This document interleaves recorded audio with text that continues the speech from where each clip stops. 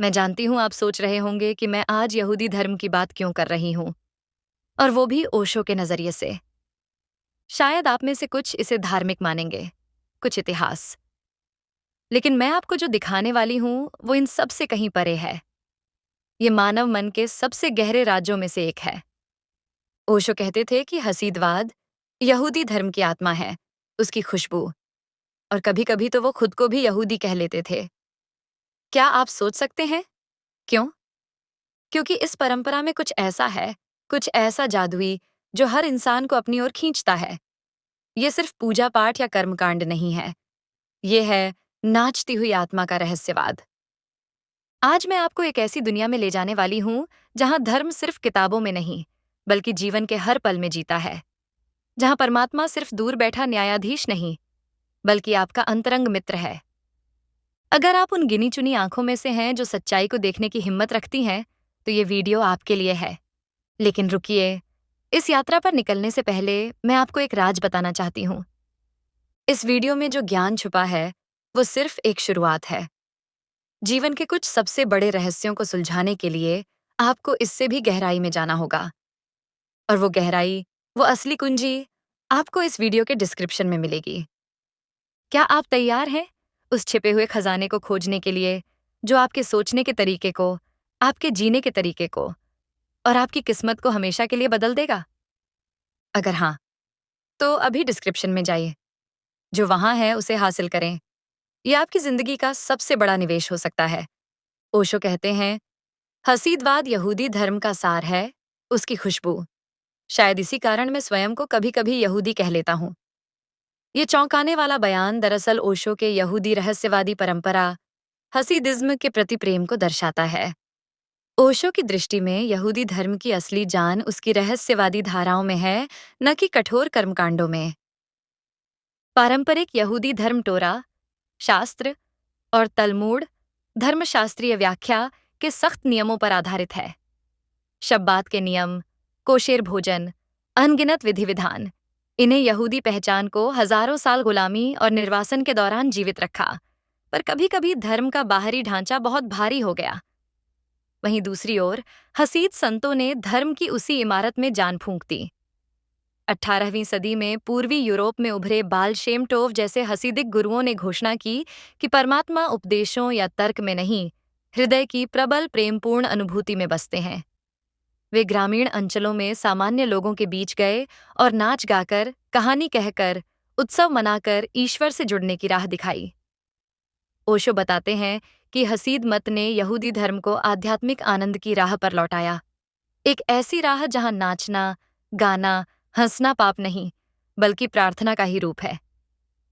एक हसीदिक कहानी का जिक्र करते हुए ओशो बताते हैं कि कैसे एक गरीब किसान ये नहीं जानता था कि लंबी इब्रानी प्रार्थनाएं कैसे पढ़ी जाएं, तो उसने दिन भर खेत में हल चलाते हुए बस सीटी बजाकर अपने परम मित्र ईश्वर को याद किया। और हसीद रब्बी ने कहा कि उस किसान की सीटी भगवान के कानों में सबसे मधुर भजन थी। इस तरह की कथाओं के माध्यम से हसीद संतों ने यह सिखाया कि परमात्मा को पाने के लिए प्राकृतिक होना जरूरी है।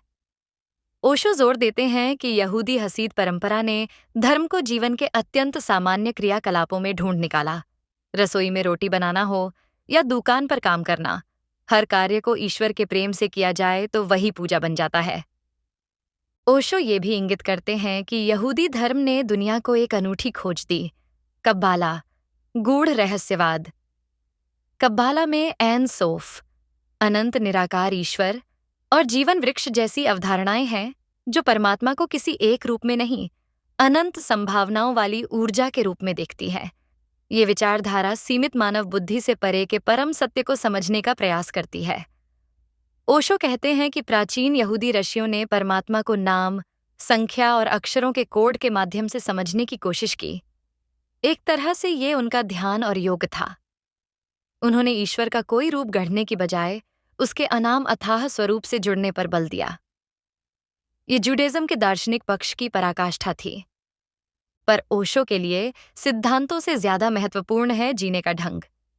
वे देखते हैं कि यहूदी कौम ने भीतरी जिजीविषा और एकता के बल पर कितने ही अत्याचार सहे, पर अपने अस्तित्व को मिटने नहीं दिया।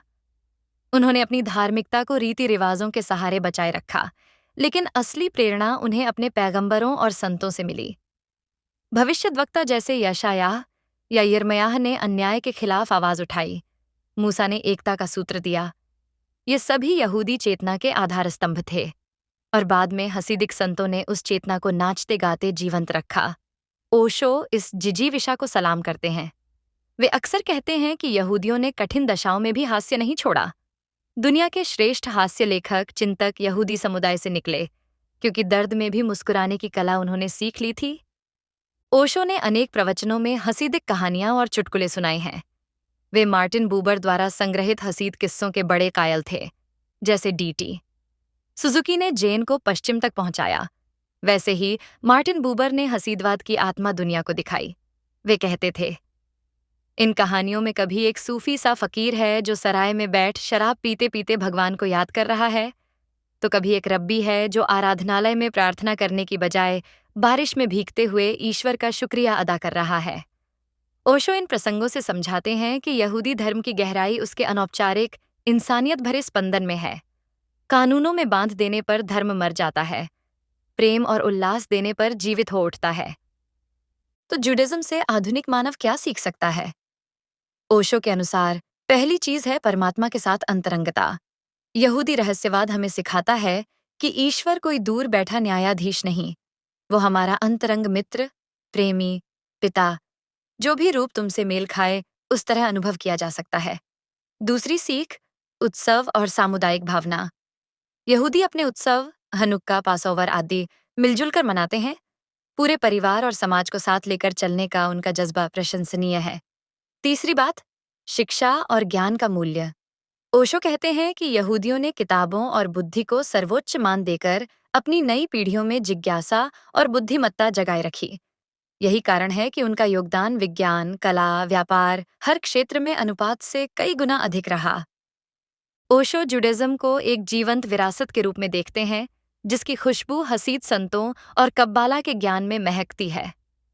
वे हमें उस खुशबू को अपने जीवन में उतारने को कहते हैं, नियमों में नहीं, रूहानी मस्ती में जीने को प्रेरित करते हैं।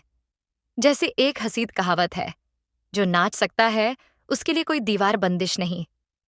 ओशो चाहते हैं कि हम भी जीवन के संग नृत्य करना सीखें, हर पल को दैवी मानकर खुले दिल से स्वीकारें।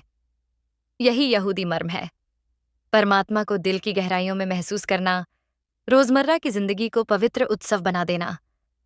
ओशो की वाणी हमें उसी नाचती आत्मा की ओर बुलाती है, जहां ईश्वर और मानव में कोई दूरी नहीं, बस प्रेम की एक निरंतर धुन बजती रहती है।